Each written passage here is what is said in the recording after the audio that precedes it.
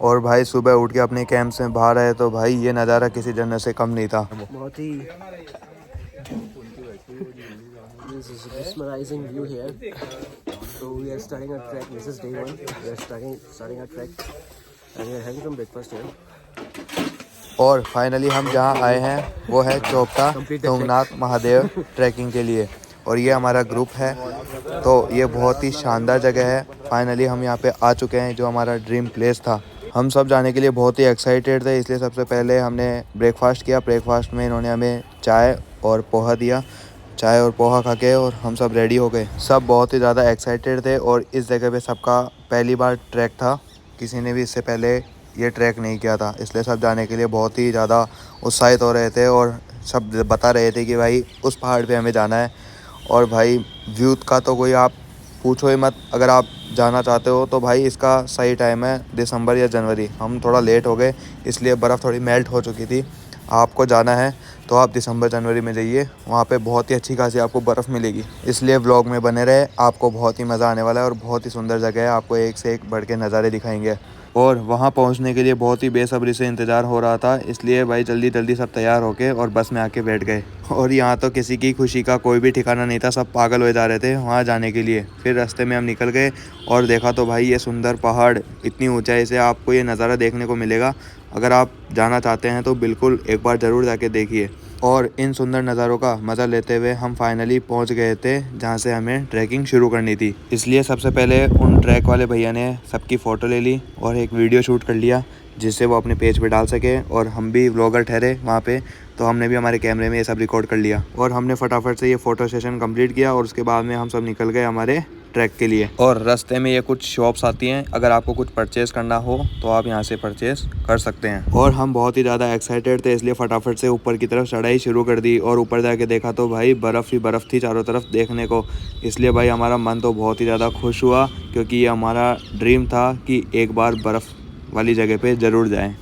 फिर इतनी बर्फ़बारी देखने के बाद में भाई रुका नहीं गया और यहाँ पे बहुत सारी पिक्चर्स क्लिक करी। फिर मन को संतुष्ट करके हम ऊपर की तरफ बढ़े। यहाँ की एक अच्छी बात ये थी कि जहाँ पे भी थोड़ा डेंजर एरिया था वहाँ पे इन्होंने रेलिंग लगाई हुई थी कि ज़्यादा रिस्क ना हो। और यहाँ पहुँचने के बाद तो भाई नज़ारा देखने लायक था। मैं कुछ नहीं बोल रहा, आप लोग खुद इस वीडियो में देख सकते हैं। और ये सूरज के पास में ये जो लाइन है ये क्या है, अगर आपको पता है तो प्लीज़ कमेंट बॉक्स में ज़रूर बताएं।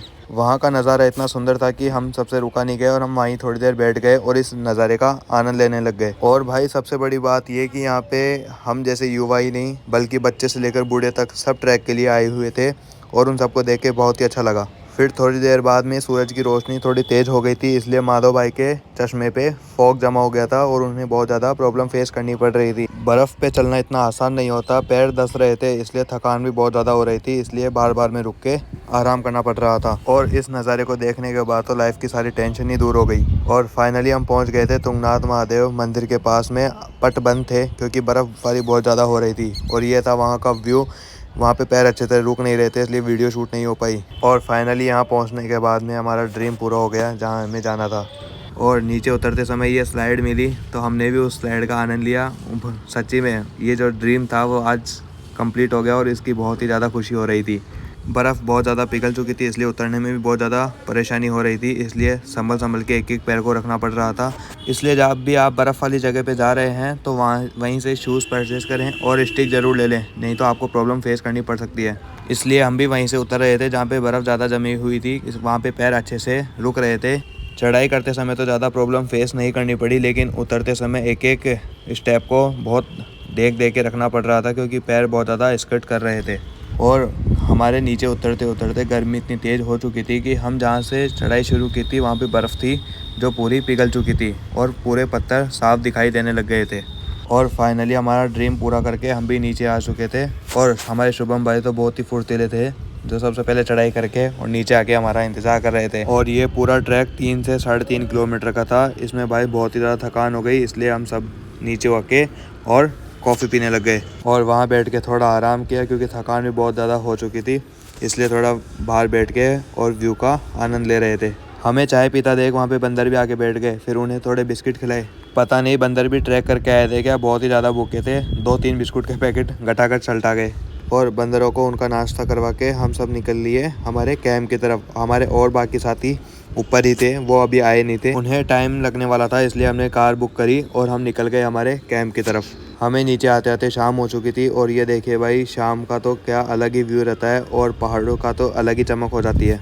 फिर इस हंसी नज़ारे को कैमरे में कैद किया और अपने आंखों में कैद किया और हम निकल गए हमारे कैंप की तरफ। फिर वहाँ जाके बैठे थोड़ी देर और वहाँ पे अंकल से चाय बनवाई और चाय का आनंद लिया और वहाँ बैठ के ऐसी मजाक करने लगे और एक एक अपना प्रोफेशन बताने लग गए कि हम लोग क्या करते हैं। सर्दी भी हो चुकी थी, इसलिए हम सब लोग अंदर चले गए और वहाँ पे एक ग्रुप और आया हुआ था, तो हम सब लोग बैठ के बातें करने लगे और वहाँ पे हम थोड़े गेम्स खेलने लग गए। अगर आपको भी लाइफ जीनी है तो अननोन लोगों के साथ ज़रूर ट्रैवल करो, आपको बहुत कुछ सीखने को भी मिलेगा और बहुत अच्छा भी लगेगा।